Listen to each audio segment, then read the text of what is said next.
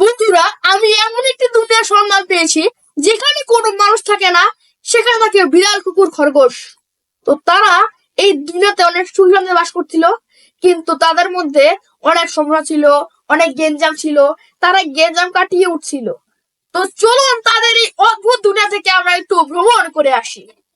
তো প্রথমেই দেখা যাচ্ছিল এঞ্জেলা আসে, সে তাদের উপর প্রচন্ড বিরক্ত ছিল। সে এক পরিমাণে বিরক্ত, মানে সে কি বলবে। তো সবাই তার বিরক্ত বুঝতে পারে, এবং সেই অনুযায়ী হ্যাংক, জিঞ্জার ওরা সবাই কাজে নেমে পড়ে। কারণ তাদের একটাই কাজ, তারা এঞ্জেলাকে যে কোনো মূল্যে খুশি করবে। তারা তাদের কাজ করছিল, তারা ঘরে কাজ করছিল অনেক চালাকের সাথে। তারা দিন রাত পরিশ্রম করে খেটে খুঁটে শেষ পর্যন্ত কাজ সম্পূর্ণ করেছিল। কিন্তু জিঞ্জারের একটি ছোট্ট ভুল হয়, সে দেয়ালটিকে পোষা করতে শুরু করেছিল, কিন্তু সে জানেই না যে সে যেটা করছিল সেটা আসলে বলদামি ছিল, বলদামি। এই বলদামি করতে গিয়ে জিঞ্জার ফেসে যায় এবং দেয়ালটা অনেক নোংরা হয়ে যায়। এটা দেখে হ্যাংকের মাথায় বুদ্ধি আসে। সে পাইপ দিয়ে পানি দিয়ে দেয়ালটা পোষা করছিল, কিন্তু আবারও বোকামির ফলে তাদের আরো ক্ষতি হয়। তারা এখন অবাক।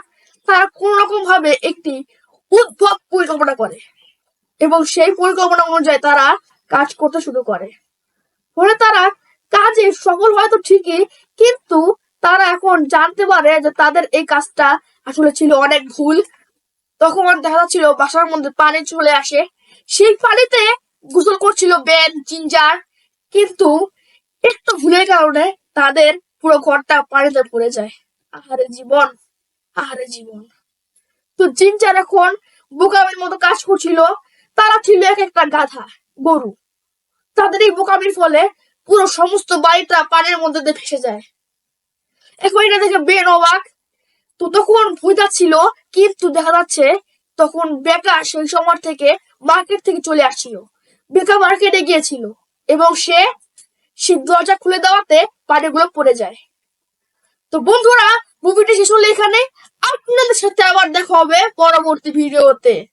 ততক্ষণ পর্যন্ত ভালো থাকুন। ধন্যবাদ।